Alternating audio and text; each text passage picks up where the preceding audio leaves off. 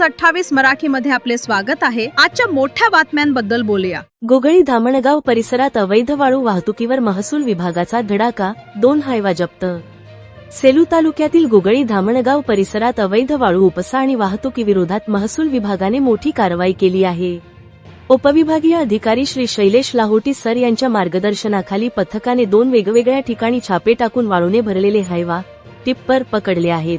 या कारवाईमुळे अवैध वाळू उपसा करणाऱ्यांचे धाबे दणाणले आहेत। पहिली कारवाई, युनुस पठाण यांचा हायवा ताब्यात मिळालेल्या माहितीनुसार गुगळी धामणगाव परिसरात अवैध वाळू वाहतूक होत असल्याची खबर महसूल विभागाला मिळाली होती। यानुसार मंडळ अधिकारी श्रीमती सारिका हेडगे यांच्या नेतृत्वाखाली पथकाने सापळा रचला। यावेळी युनुस पठाण यांच्या मालकीचा हायवा पकडण्यात आला। या पथकात तलाठी श्री विजय बोधले, श्री दीपक गांगुर्डे आणि महसूल सेवक श्री ज्ञानेश्वर सरोदे यांचा समावेश होता।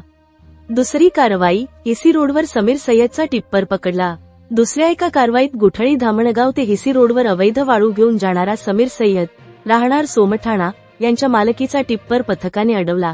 या कारवाईत मंडळ अधिकारी श्रीमती सारिका हेडगे, तलाठी श्री प्रसाद मुळे, श्री दीपक गांगुर्डे आणि महसूल सेवक यांनी सहभाग घेतला। प्रशासनाचा इशारा, सदर दोन्ही कारवाया उपविभागीय अधिकारी श्री शैलेश लाहोटी सर यांच्या थेट मार्गदर्शनाखाली करण्यात आल्या आहेत।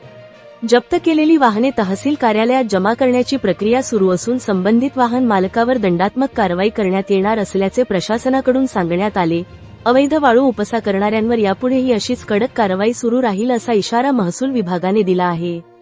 परभणी जिल्हा ब्युरो चीफ उत्तम लोखंडेची रिपोर्ट।